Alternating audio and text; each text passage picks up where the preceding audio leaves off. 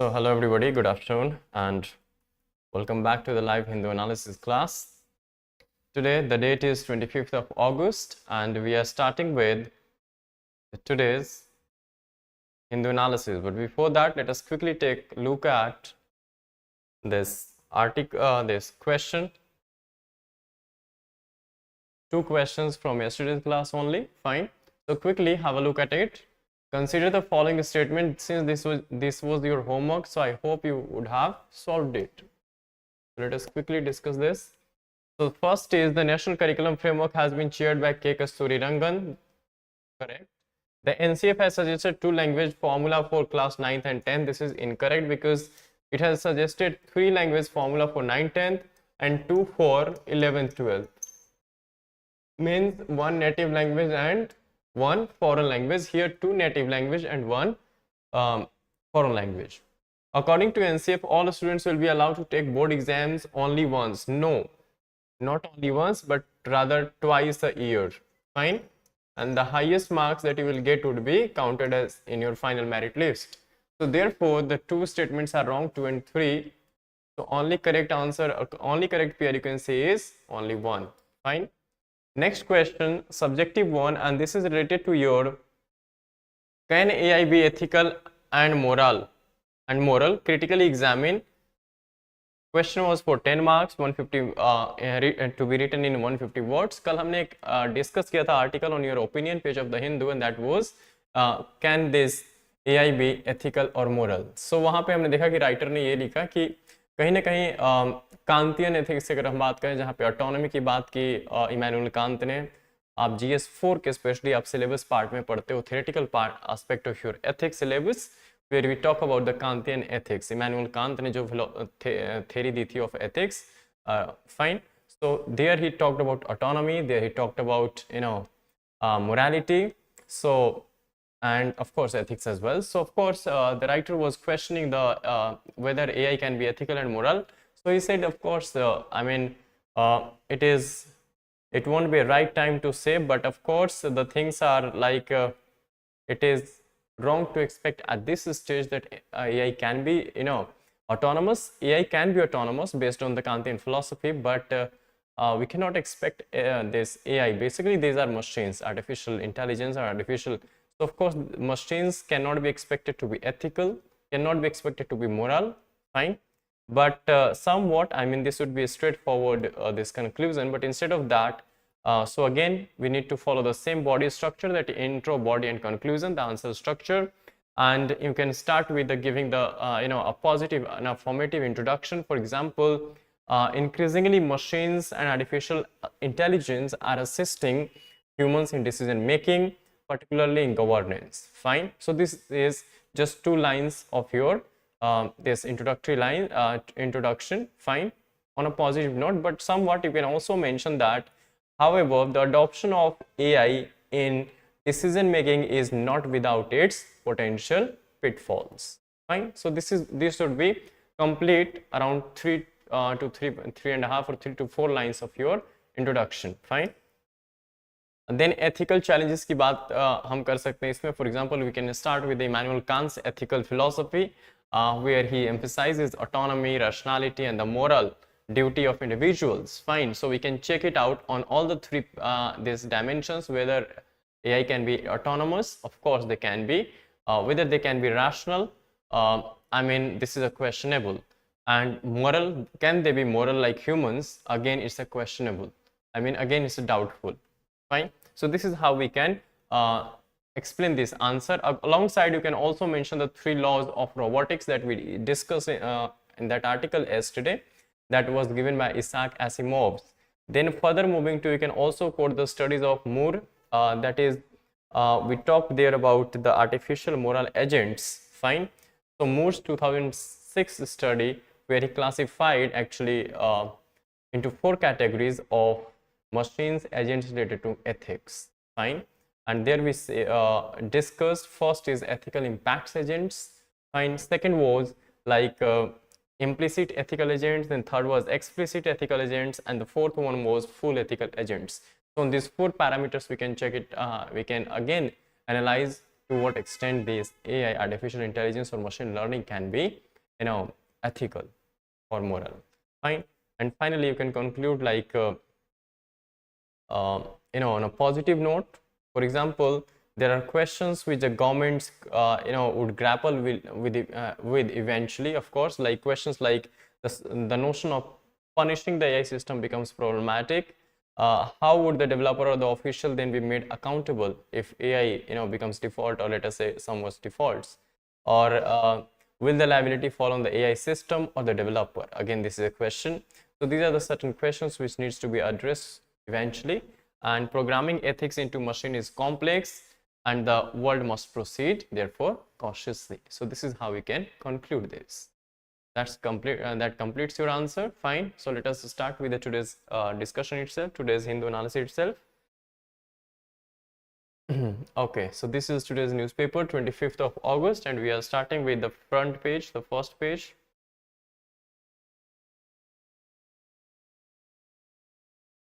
Okay.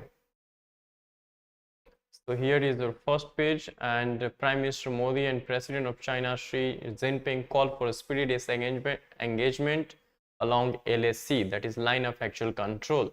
You know what's going on between India and China, of course. So we are not at all sharing good relation with each other, considering the fine. So therefore, both the respective heads of the government or the state discuss these issues on the sidelines of BRICS summit, which were underway actually in this South Africa, of course. So this is a good augury. I mean, both of them have discussed the issues which has become actually point of contention between the two countries.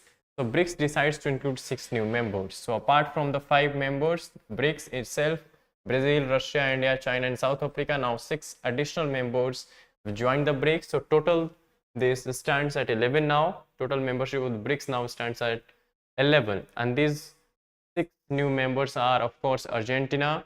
Then we have another Ethiopia. Then we have 4 from West Asia, Iran, Saudi Arabia.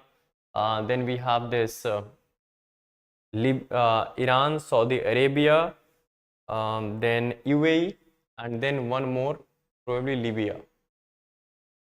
We'll check it out. Fine. Okay.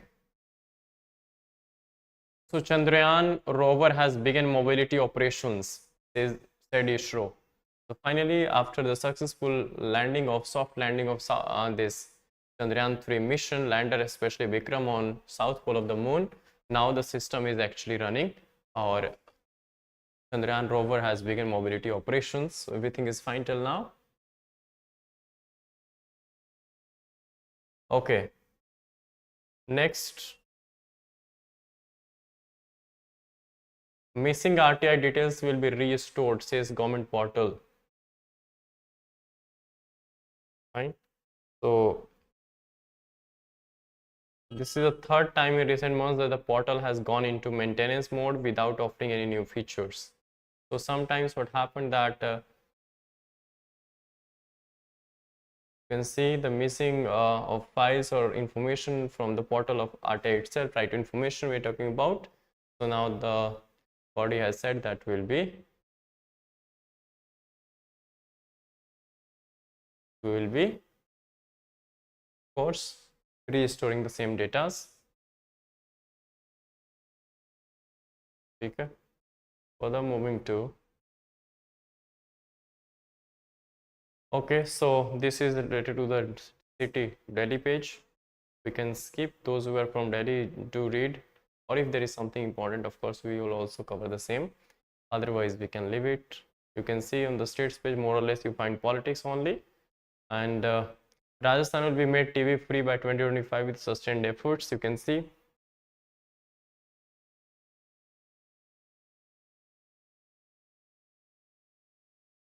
Okay. Again from states only. So Tamil Nadu request for more water has no legal basis, said by Karnataka. You can see the Kaveri River disputes going on between the two. And finally, even Supreme Court has set up a new bench for reviewing the same. We'll be waiting for the judgment.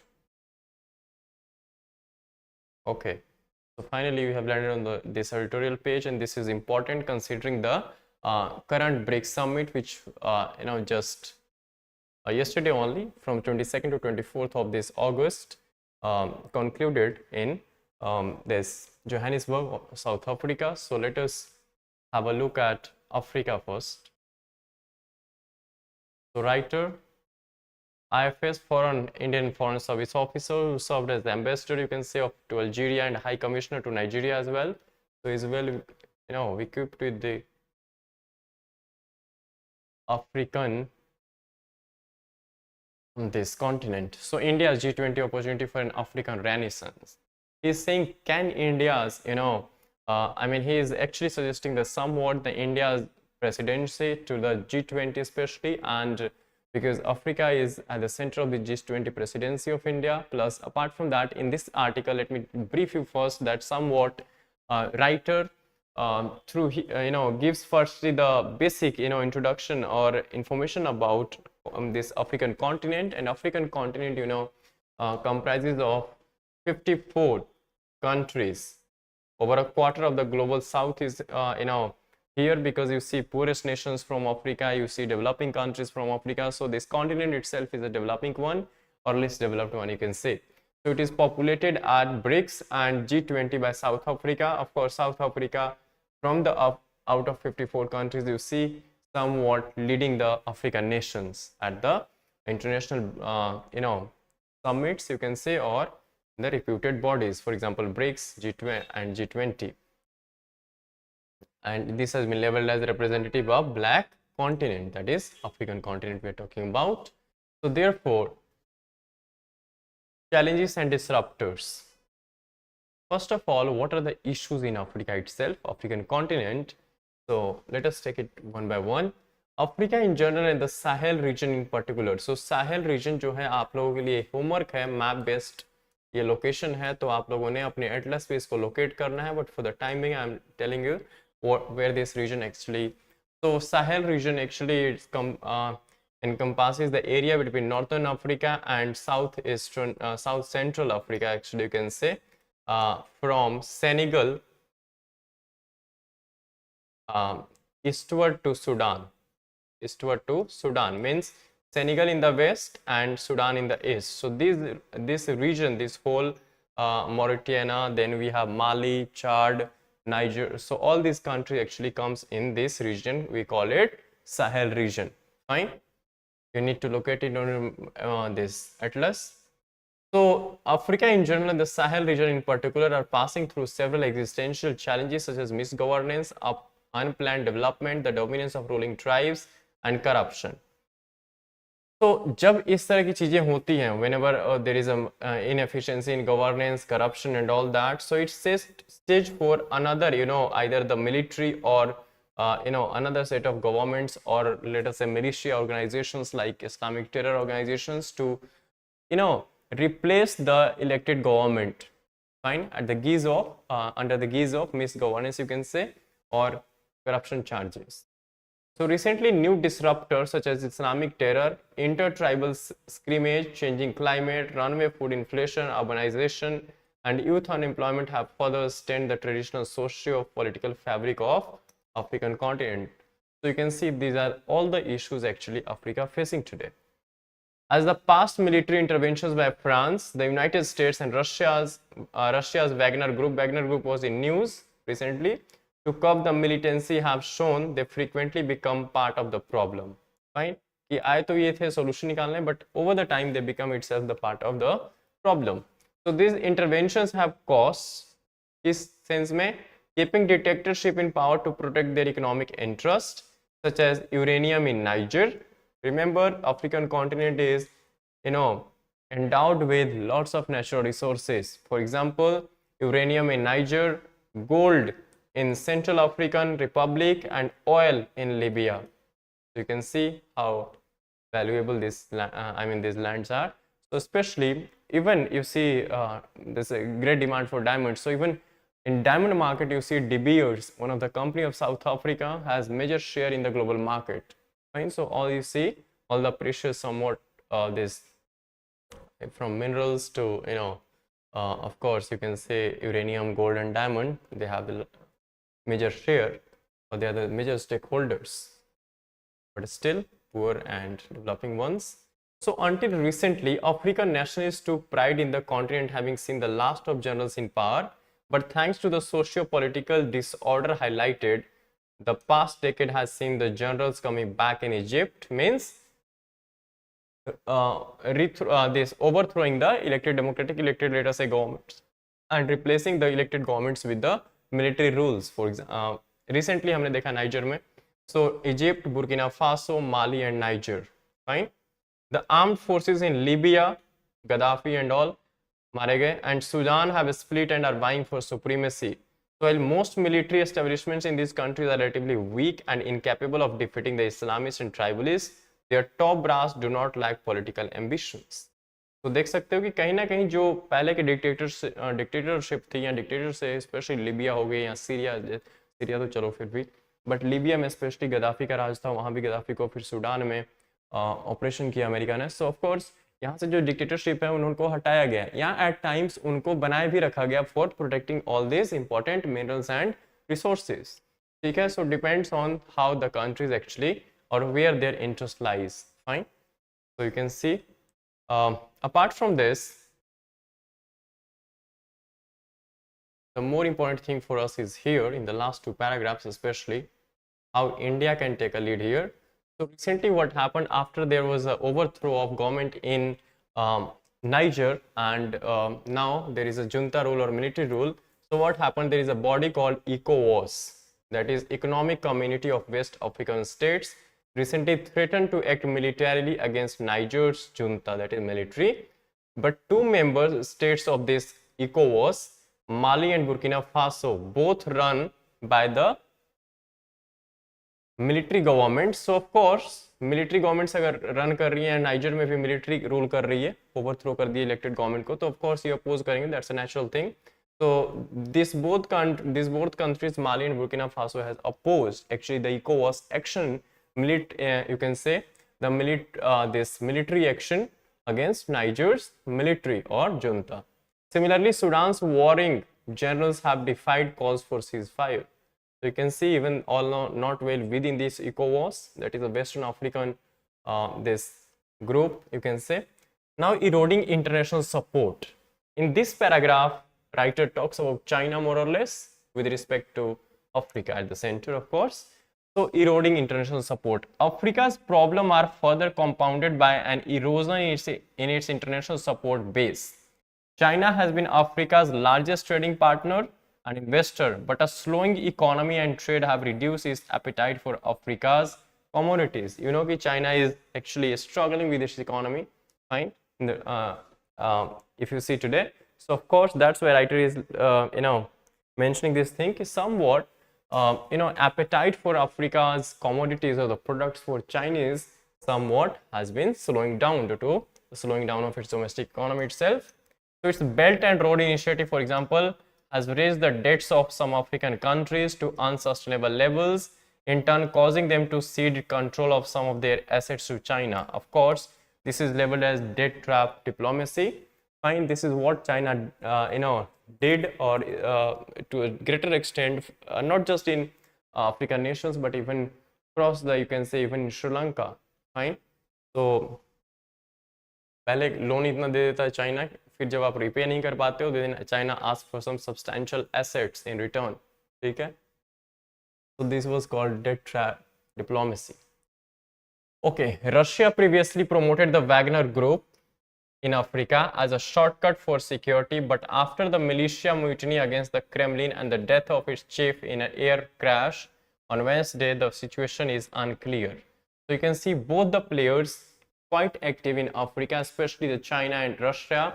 Both are somewhat facing issues at domestic front, you can say. So therefore, the better ground has now emerged for India to take the lead in Africa, because we share good, better relation, not just good relation, but also trade encompassing, every dimension, be it trade, with people to people. So of course, this is the right time for India to now take the lead. And of course, France, the United Kingdom, and other colonial powers as well as the United States have continued to exploit mineral wealth in Africa, but their economic downturn has limited their outreach. Moreover, Europe's main concern is limited to stopping illegal migration from African shores and not exactly developing Africa. Fine. So these are the issues with, first we discussed the what issues China and Russia facing domestically.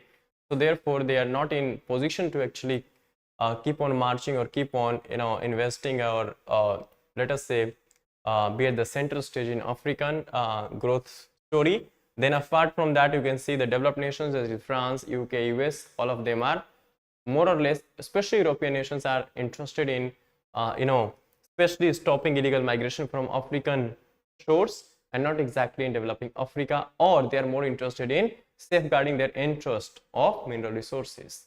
Fine. So against this worrying backdrop, the 15th BRICS summit took place in South Africa on August 23-24 with the theme BRICS and Africa. So theme kya tha? BRICS and Africa. It will be followed up early in September in 18th G20 summit hosted by India, where several issues of the global south with Africa as a focus would come up. Fine.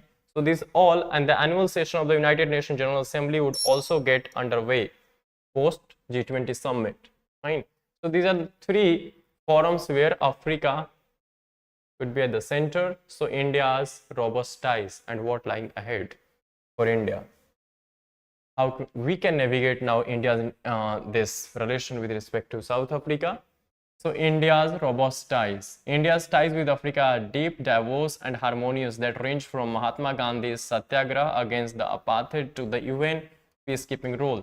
तो आप लोगों को पता होगा कि जब Gandhi ji India में आए थे during satyagraha movement and all, when led the freedom struggle, so of course he came to India from Africa only, and there too he first used his tools of satyagraha, especially from against apartheid. So apartheid system, even Nelson Mandela is known for leading satyagrahas against this apartheid system. Apartheid system was based on racial discrimination between the blacks, and especially distinguishing between the blacks and the whites. Fine.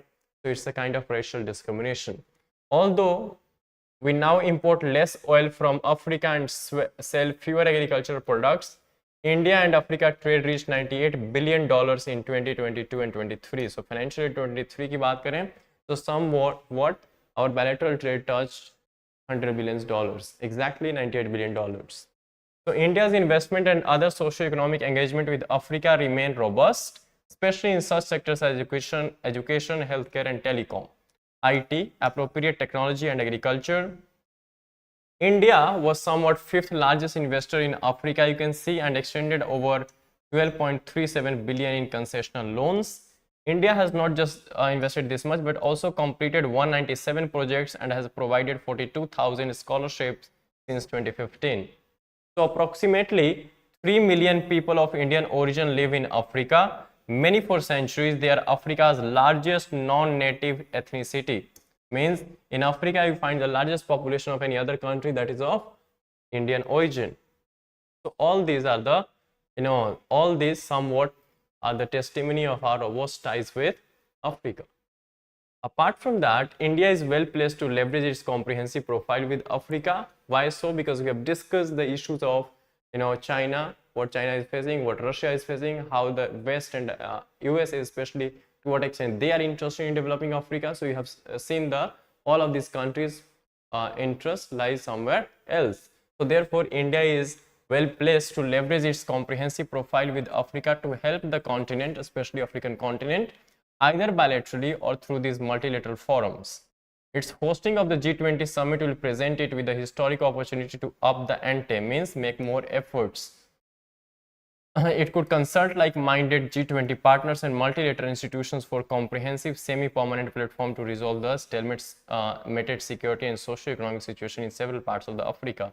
So of course you see, जैसे कि हमने यहाँ पे mention भी किया था, niger में तख्तापलट हो चुका है, Libya is always at the center of conflict and all. So of course to bring peace to this African continent, somewhat India can take a lead at G20 as a president, and therefore help in resolving the stalemated security and socio-economic situation in Africa especially.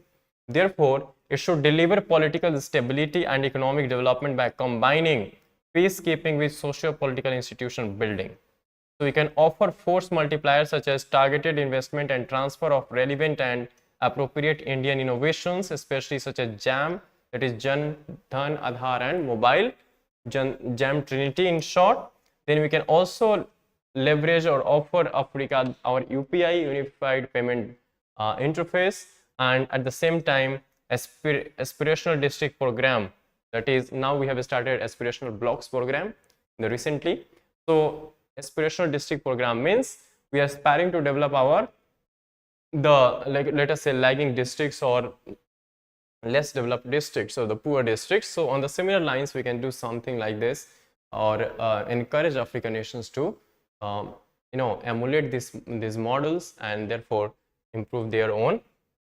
By offering a more participative and less exploitative alternative, New Delhi can make the Indian African ecosystem an exemplary win-win paradigm for the 21st century. So of course this is the right time. With the right strategy, India can be, of course, a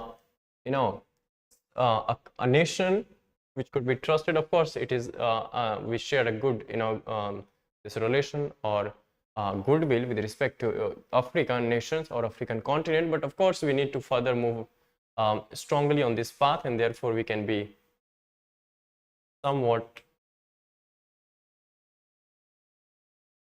play an important role in developing the African continent as such. So the next is the real purpose of the medical colleges. In this particular article, writer talks about firstly an incident which took place in one of the, let us say, a well-developed state. I'm talking about Kerala, especially with respect to the health system in India. And fine, even during the COVID times, Kerala did wonderful. So of course, you see what happened recently, that a report of patient having suffered for almost a year before she found out that a surgical instrument had been left behind in her stomach. A case of medical negligence in one of the leading medical colleges in Kerala. Fine. So this is the story what happened, that one of the surgical instruments were left behind in the stomach of a patient, and she came to know about a year later. Fine. So it's a case of course it's a clear-cut case of medical negligence in one of the leading medical colleges in Kerala. Fine. Now the writer with this background discusses the issues of purpose of the medical colleges in India. Fine, not just about Kerala. So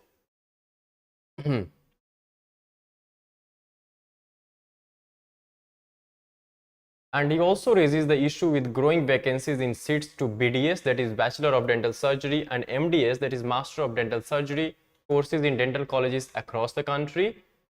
So these are the two happenings, vacancies and such incidents, that raise questions about the potential role played by the medical colleges in India. Fine. After that, there are policy measures or matters discussed by the writer. Policy proposal of 2019 by the Union government to cover district hospitals. So 2019 में central government ने ये कहा कि जो district hospitals हैं उनको हम convert करके मेडिकल कॉलेजेस बना देते हैं, ठीक है. एंड साथ में ये भी कि every state of India means हर एक राज्य में कम से कम एक एटलीस्ट एम्स हो, ठीक है. So these are the two policy focus areas where Union government actually focused with effect from the 2019 itself. So the policy proposal of 2019 by the Union government to convert district hospitals to medical colleges, that is being pursued along with the policy of sanctioning an all India Institute of Medical Sciences like institutions in every state, highlights the need to examine the contribution of medical colleges in patient care from public health perspective. So ये जरूरी हो जाता है कि हम इतना कुछ तो कर रहे हैं, बट एटलीस्ट ये रोल कितना, किस हद तक ये अपनी रोल प्ले कर रहे हैं, वो भी चेक करना जरूरी हो जाता है. Fine, need to analyse this. So firstly what exactly is a medical institute और college, specially medical college. So ये जरूरी है क्लैरिटी होनी, जैसे इन्होंने डिफाइन किया, then only we will come to know what role they are actually playing. First and foremost, medical college is an institution that has dual purposes. So what are the purposes of medical colleges? So first and foremost is its educational role, as primarily an institution for the education and training of students to become medical professionals. And secondly, secondary purpose is to offer medical care. Fine. So these are the two roles. First is educational and second is medical. Fine. Hence, population norm was never concerned while establishing medical colleges, and it is expected that the patients with serious illness can avail services from medical colleges anytime when they have referral from the lower level facilities, let us say from the primary care centers, fine, or primary courts like dispensaries and all. So colleges and myths. So there are certain myths associated with colleges. So despite this, there is a myth that having a medical college sanctioned for a district would take care of every healthcare need of the people there.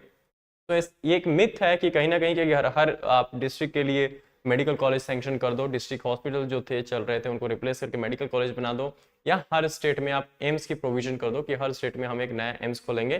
तो ये जरूरी नहीं. I mean he is saying it's a kind of myth that this could be this all this would take care of every healthcare need of the people there, fine, in the district itself or a state.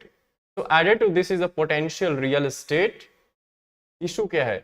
Added to this is the potential real estate and other infrastructure boom near medical colleges, along with the nurturing of false security and hope that chances of children living there getting a medical seat will also increase.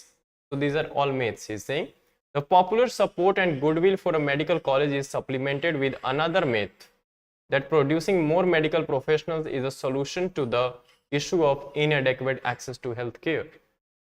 So he is saying कि हम ऐसा मानते हैं, generally हमारी notion यही होती है कि ज़्यादा से ज़्यादा हम मेडिकल प्रोफेशनल्स अगर हम प्रोड्यूस करते हैं तो of course they will take care of the health needs of the population. Plus हम ये भी मानते हैं कि मेडिकल कॉलेजेस ओपन होने से समवॉट इंफ्रास्ट्रक्चर में ही बूम देखने को मिलेगा, रियल एस्टेट में बूम देखने को मिलेगा. सो न्यू मेडिकल कॉलेजेस खोलने से समवॉट जो सीट्स या जो एडमिशन के chances specially of those who are aspiring to be medical specially doctors, of course वो सीट्स भी, नंबर ऑफ सीट्स भी हमें बढ़ती हुई नजर आएंगी. But he is saying all these are myths. But a close examination of the evidence and experience around medical colleges and district hospitals and their contribution to people's overall health care presents a different picture. What it shows instead is that secondary care facilities need to be prioritized over large state-of-the-art medical colleges if curative care needs of the people are the priority. So first of all here यहाँ पे हम ये समझ लेते हैं primary versus secondary versus tertiary कि क्या differences हैं इसमें in terms of this health care. So tertiary, so primary जैसे आप डिस्पेंसरीज की बात कर सकते हो कि primary providers of medical late us से कंसल्टेशंस एंड ऑल, जैसे छोटी मोटी सर्दी जुकाम होगी आप चले जाते हो डिस्पेंसरी लेवल तक. सेकेंडरी में बेसिकली हम स्पेशलिस्ट की बात करते हैं, for example let us say radiologist, then of course oncologists and all. So they are dealing with this particular domain, or they are specializing in a particular domain, fine, of course in medical sciences only. And then tertiary means where you need specialized attention, for example surgery, fine, for example dialysis, fine. So all of these comes under different sets of this stages of course treatment. So we distinguish this in medical sense primary, secondary and tertiary cares. तो writer ये कहते हैं कि हमें जो ज़्यादा ध्यान है वो कहाँ देने की ज़रूरत है, सेकेंडरी पे. Tertiary care needs two kinds of evidence need to be examined to make sense of this. First, it is a well-known fact that those needing advanced tertiary care will comprise approximately 1% of the total population annually. तो ये कहते हैं कि जिनको tertiary actually care चाहिए, those are surgeries, dialysis and all, इस level की, these are hardly 1% of the total population, fine. So for a district with a population of 3 million, let us say, this would mean a bed requirement of 575 to 700 specialized beds, fine. If we consider 100% to 85% bed occupancy, most district hospitals are expected to cater to this need for specialized tertiary care. So he is saying कि district hospitals are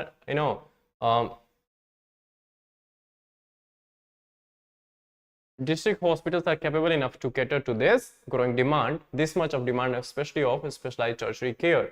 Unfortunately, district hospitals that are expected to function and follow referral kind of system कि primary से refer होकर patient secondary तक आएगा, district तक आएगा, फिर उसके बाद लेट अस से फर्दर आगे सिटीज और कैपिटल तक जाएगा. So of course from primary to secondary and then tertiary through a referral system.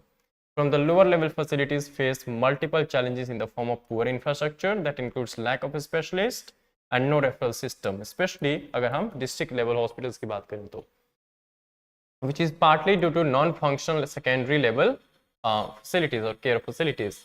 So most importantly, there is an overload of all kinds of patients from those needing primary care to those needing most advanced care. Fine. होता क्या है कि छोटी मोटी भी दिक्कत हो, जैसे फीवर हो या सर्दी जुकाम हो, तो लोग रश करते हैं. फॉर एग्जांपल इन चंडीगढ़, सो अगर बुखार एक दो दिन तक नहीं होता तो या जनरली भी people have this mindset to first let us go to 16 hospital instead of going to dispensary or let us say somewhat in the nearby locality itself. But पहले ये प्रायोरिटी होती है कि चलो पीजीआई चलते हैं, 16 चलते हैं, right? But these hospitals are not meant to cater such kind of initial or the primary issues, fine, which can be tackled itself by the either PHCs or secondary levels these hospitals. So overload of all kinds of patients who await treatment from these higher level facilities. So of course तभी आप देखते हो कि PGI में 16 में चले जाओ, इतनी भीड़ होती है, वहाँ जाओगे 3-4 घंटे के बाद आपकी somewhat आपका नंबर आएगा. So district hospitals or medical colleges in places where better secondary facilities are functional and which have a referral system of some kind that works, there are district hospitals that are doing well. तो अगर यहाँ कहीं पे system इस तरह का है कि प्राइमरी से सेकेंडरी लेवल तक, यहाँ प्राइमरी केयर से सेकेंडरी केयर तक, specially at the district level, अगर रेफरल सिस्टम के थ्रू पेशेंट आता है तो these are the hospitals at the district level which are doing well compared to their counterparts. So thus rendering efficient care on a long-term and sustainable basis. It is a truism that some of the best trauma care responses after road traffic accidents are by the district hospitals with their limited capacity. बिल्कुल ठीक बात है. जब तक हम specialised या tertiary level care की बात करते हैं तब तक तो बंदा चला जाता है, isn't it?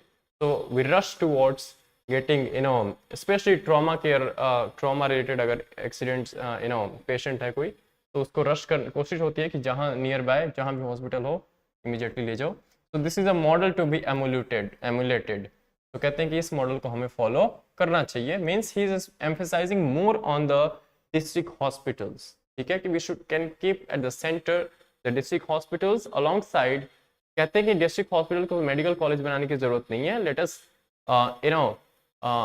put more focus on the district hospital itself, fine, and alongside you can say that his focus is more on the secondary care.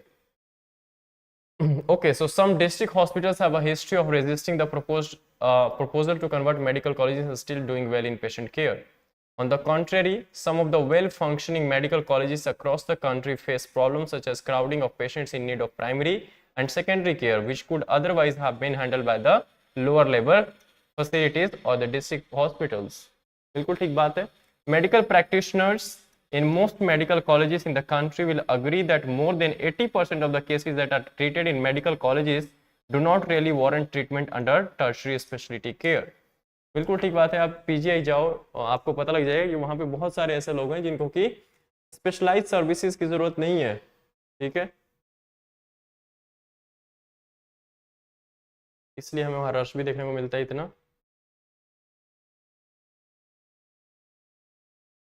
तो ये इश्यूज आ क्यों रही है? This issue he is saying is somewhat because of the perennial failure of India's health services to implement a referral system in tertiary care facilities is the only expression of a much larger systemic problem. जैसे क्या होता है कि suppose आपको late us से अगर referral system अगर हम फॉलो करें कि प्राइमरी से सेकेंडरी देन सेकेंडरी से टर्शरी केयर के लिए, तो कहीं ना कहीं इंडिया में कह रहे हैं कि ये अभी तक फेलियर रहे. The failure to strengthen secondary level care. If strengthened, secondary level care can be the face of public sector curative care for people and can even win trust as these patients constitute one of the largest segment in the total curative care pie, especially secondary level. So most secondary care needs do not require hospitalization and hence are excluded from any health insurance scheme. In the south, such as Kerala and Tamil Nadu, the significant contribution of the government in addressing the curative care needs of the people is through better functioning secondary level healthcare facilities. So he is giving the examples of, and of course this is indeed truth, that somewhat this, especially the Kerala is far better, doing better in terms of health services and all than other states. And even in education, Kerala has better literacy than majority of the states. Popular versus people centric policy. So popular policy follow करें या people centric? Of course people centric. So there is always a popular support for the establishment and the creation of a medical college as it propagates an image of advanced technology and development. बिल्कुल ठीक बात है, देख के अच्छा लगता है कि हाँ भाई एम्स बन गया मेरे डिस्ट्रिक्ट में, isn't it? Setting up medical colleges in a district is a popular policy response, but at times masks the real problem of the inadequate provisioning of secondary level health care in the region itself. सिर्फ बड़ी building खड़ी करने से कुछ नहीं होगा, at least facilities हो proper and जो पर्पस है वो मीट हो. So there are two obvious challenges as establishing new medical colleges in areas where there is a poor infrastructure and connectivity will face serious setbacks as experience of several of the new AIMS projects across the country shows. बिल्कुल ठीक बात है. अब जो पुराने AIIMS है वहीं आज भी कहीं ना कहीं लोग उसी में जाना वहीं जाना प्रेफर करते हैं, fine, instead of going to their own state AIIMS. So in addition if district hospitals are converted to medical colleges, तो अगर डिस्ट्रिक्ट हॉस्पिटल्स को मेडिकल कॉलेजेस में कन्वर्ट कर दें तो क्या होगा? The priority shifts from a treatment centre to that of an education and research centre, because medical colleges का जो प्राइमरी मोटिव है दैट इज, हमने दो चीज देखा है, education and medical facilities. So of course firstly education and secondly they act as a research center more or less, where patient priorities become secondary.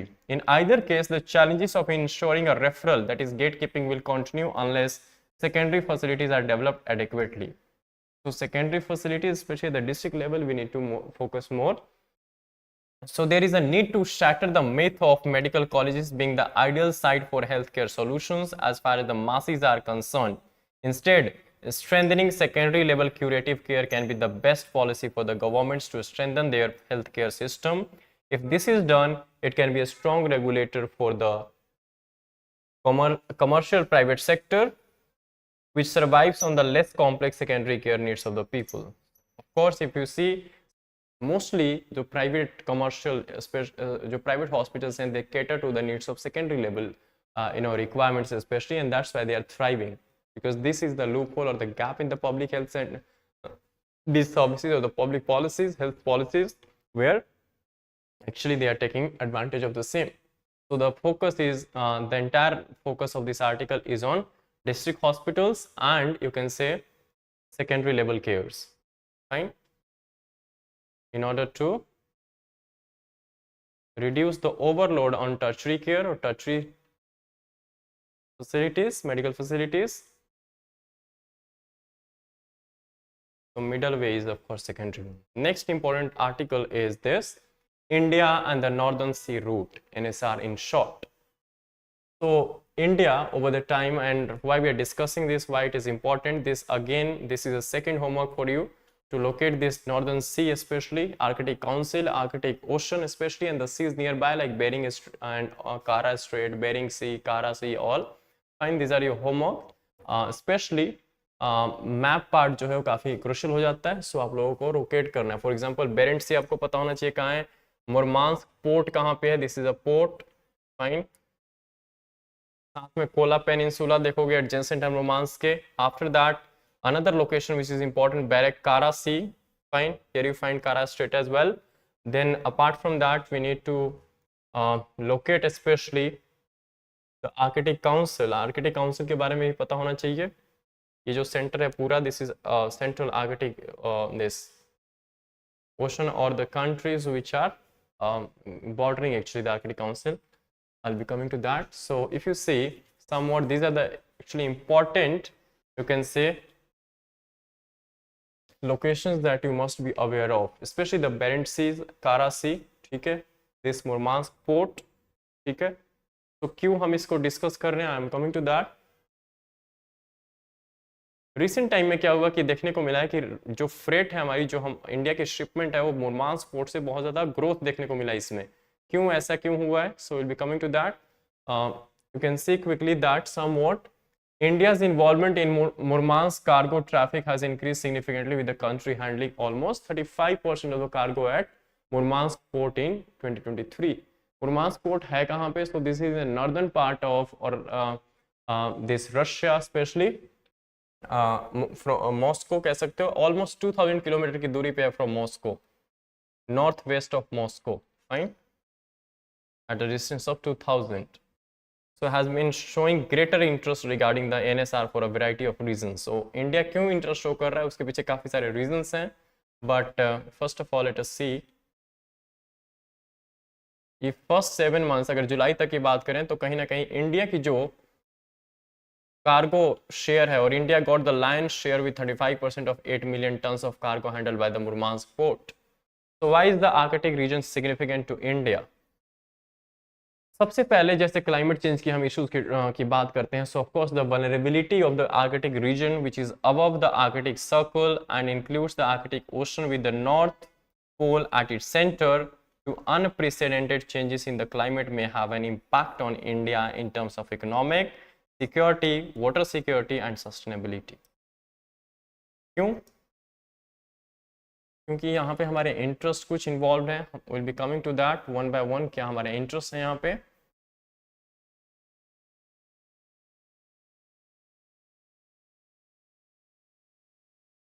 Remember these are the regions, especially अगर हम North Sea region की बात करें, so this is the region which constitute the largest unexplored prospective area for hydrocarbons remaining on the earth. And you know, every country wants to have more and more of hydrocarbons, so therefore even our interest lies there. Somewhat Shyam Saranji, he has been former foreign secretary. In 2012 itself, in February 2012, he said that it is estimated that the region may hold over 40% of the current global reserves of oil and gas. समझ गए कि first interest तो यही है कि oil and gas अगर वहाँ पे है, and that is almost 40% of the current this global reserves, so of course हमें भी वहाँ ध्यान देने की जरूरत है। So there may also be significant reserves of coal, zinc and silver. समझ गए? So because of one interest could be these the minerals. However, the government's Arctic policy of 2022 mentions, यहाँ पे गवर्नमेंट ऑफ इंडिया की बात कर रहे हैं, that the country's approach to economic development of the region is guided by United Nations Sustainable Development Goals. ठीक है, means इतनी ज्यादा एक्सप्लॉइटेशन नहीं करेंगे कि नेचर को ही बर्बाद कर दें। ठीक है, तो आवर इकोनॉमिक इंटरेस्ट और economic development of the region is guided by somewhat UN SDGs। ठीक है, so how old is India's engagement with Arctic? This is important to know. India's engagement with the Arctic can be traced to the signing of Svalbard Treaty in February 1920 in Paris, and India is undertaking several scientific studies and research in the Arctic region. Svalbard जो है that is in Norway, Norwegian archipelago है जिसको कि हम Svalbard के नाम से जानते हैं। ठीक है, सो हमारी जो रिलेशन है with respect to Arctic Council somewhat goes back since the years 1920. This encompasses atmospheric, biological, marine, hydrological and glaciological studies. So इसमें हम इंटरेस्टेड हैं, एंड इसी को संदर्भ में रखते हुए कहीं ना कहीं हमने एक अपनी हिमाद्री नाम से स्टेशन भी, रिसर्च सेंटर भी बनाया है स्वालबार्ड में, स्पेशली लोकेटेड है ये Himadri. Remember the name, and this was started operating from the year 2008। Fine, उसके बाद हमने multi sectoral mood observatory and northern most atmospheric laboratory 2014 and 2016 में भी इनॉग्रेट किया। लास्ट ईयर 13 एक्सपेडिशंस हम कर चुके हैं of Arctic successfully. In May 2013 India became an observer state of the Arctic council along with 5 other including China. आज की date में टोटल जो ऑब्जर्वर मेंबर्स हैं टिल 2022, तो ये नंबर 13 है। Apart from this there are permanent members जो हैं, that is US, Russia, Denmark, Finland, Norway. Fine. So these are the permanent members of this, and especially यहाँ पे जो मेजर लीड जो कर रहा है इसे पूरे एरिया को, that is Russia. So what exactly is the North Sea region? The Northern Sea route is the shortest shipping route for freight transportation between Europe and countries of Asia Pacific region. So this is another interest for India. Straddle 4 seas of the Arctic Ocean, running to 5,600 km. The route begins to the boundary between the Barents Sea and Kara Seas, that is Kara Strait, and ends in the Bering Strait, that is Providencia Bay. तो ये 4 चीजें आपने ध्यान रखना। Fine, now issue क्या है कि 2021 में हमने ब्लॉकेड देखी थी of Suez canal. which forms the part of widely used maritime route involving Europe and Asia. So this has led to greater attention on the North Sea region or the North Sea route, because we want to develop, or we see it as an alternative to the Suez Canal, fine, as a global transshipment route. So how is Russia making the NSR navigable? As the seas of the Arctic Ocean remain ice bound during most of the year, तो Russia ने nuclear based ice breaking system develop किया था. Ice breaking assistance is organised to ensure safe navigation along the NSR. Russia is the only country in the world with a nuclear powered icebreaker fleet. Fine. So you can understand कि Russia is the only country with this ice breaking nuclear powered icebreaker fleet. ठीक है. So इसलिए जो Russia की role है यहाँ पे काफी prominent बन जाता है. Okay. Apart from this, you can see, according to Rosatom State Nuclear Energy Corporation, the NSR infrastructure operator. So Rosatom जो है नेम याद रखना, it's a infrastructure operator. NSR में जो भी रशिया इंफ्रास्ट्रक्चर बिल्ड कर रहा है उसको ऑपरेट करता है Rosatom. What are the driving factors for India to participate in the North Sea route or North Sea region? Primarily, there are 2-3 factors. First one is the growth in cargo traffic along the NSR is on the constant rise. And during 2018-22, the growth rate was around 73%. So you can see huge growth. Last year the volume, चलो absolute figure की बात करने की जरूरत नहीं है. Secondly, so with India increasingly importing crude oil and coal from Russia in recent years, Rosatom says that the record supplies of energy resources for the Indian economy are possible due to such a reliable and safe transport artery as NSR. Second reason. The NSR assumes importance given India's geographical position and the major share of its trade associated with the sea transportation.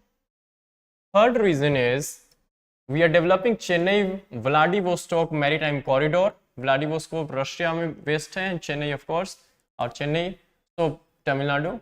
An outcome of signing of the memorandum of intent between the two countries in September 2019. So this is another. इसका benefit क्या होगा?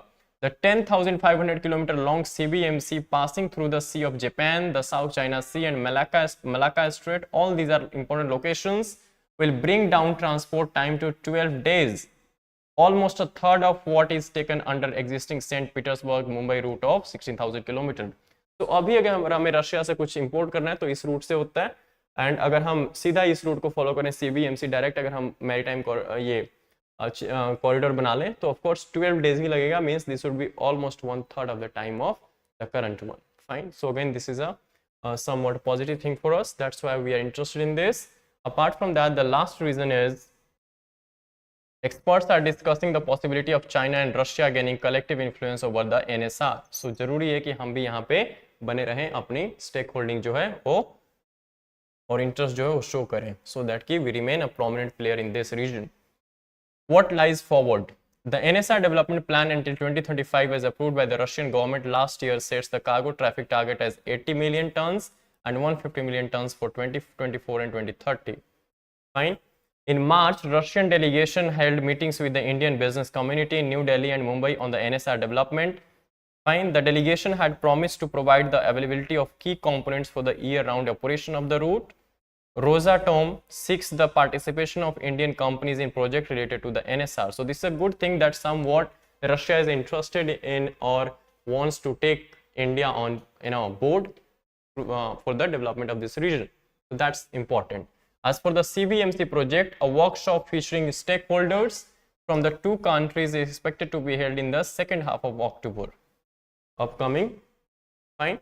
So that's important. That's a very important article, both for the prelims and mains, because here we have lots of locations of the seas and all.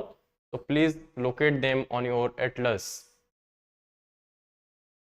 Okay, quickly let us have a look. BRICS now a non-Western grouping with the induction of 6 more member nations. So अब हमारा जो BRICS की total संख्या वो 11 हो गई है, and यहाँ पे जो कंट्रीज की मैं बात कर रहा था, you can C Egypt, Iran, Saudi Arabia and UAE.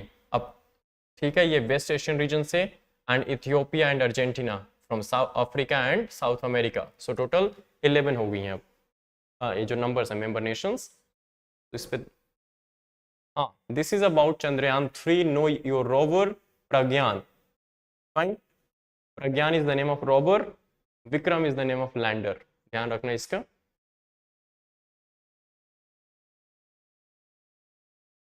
Fine. सो प्रज्ञान और रोवर जो है,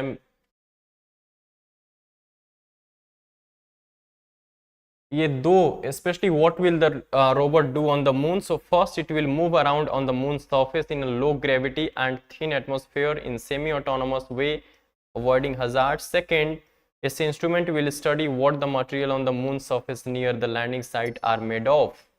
Fine. So what is the rover on the moon? On August 23rd, Chandrayaan-3 lander descended at a site between the craters. Crater का नाम याद रखना, मैंजिनस सी. Crater is nothing but जो गड्ढे होते हैं, बिकॉज जो आप सरफेस देखोगे मून की, वो कहीं ना कहीं खड्डा खड्डा दिखने को मिलता है. It's not a plain one. Second is samples N. So C and N. The lander has moving speed of 1 cm per second, so it is also close to the lander. It can't move more than 500 metre from the lander anyway. But जो important payload से लेके जा रहा है, लेके गया हुआ है अपने साथ, वो है हमारे पास Pragyan the lab, laser induced breakdown spectroscope, LIBS and alpha particle X ray spectrometer APXS. Fine. A powerful laser is shined on a target sample. So these are all the function. Detectors study this radiation to understand what the same is made of. So especially it is making the empirical research of the surface of the moon actually. So both of them would be used for this purpose. Fine. Apart from that, तो short life span क्यों है, 14 days की सिर्फ है? वो इसलिए है क्योंकि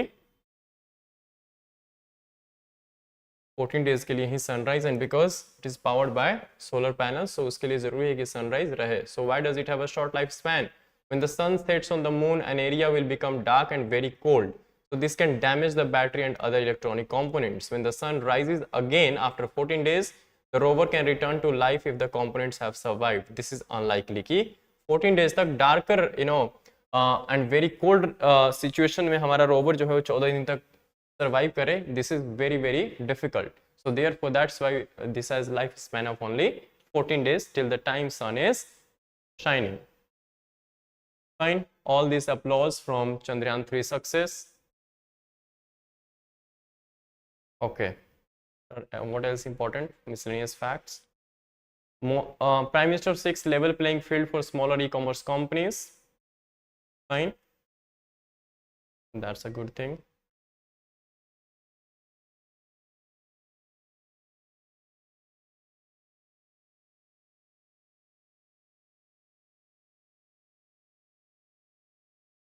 Okay, so finally we have landed on the sports page. So that's it. Whatever all the important things we have covered from the today's Hindu analysis. Before we stop here, let us quickly see the questions from the today's analysis itself as your homework. So first question is, the Arctic region's vulnerability due to climate change could impact India's economic and water security as well as sustainability. Examine this statement. So you need to write it in 250 words for 15 marker question. Second is, consider the following statements. 15th BRICS summit took place in South Africa, and second is, current members are now total of 11. So these are the two questions as your homework from the today's analysis itself. Try to solve them. Until then, take care, keep revising the things, and stay tuned for tomorrow's Hindu analysis. Thank you.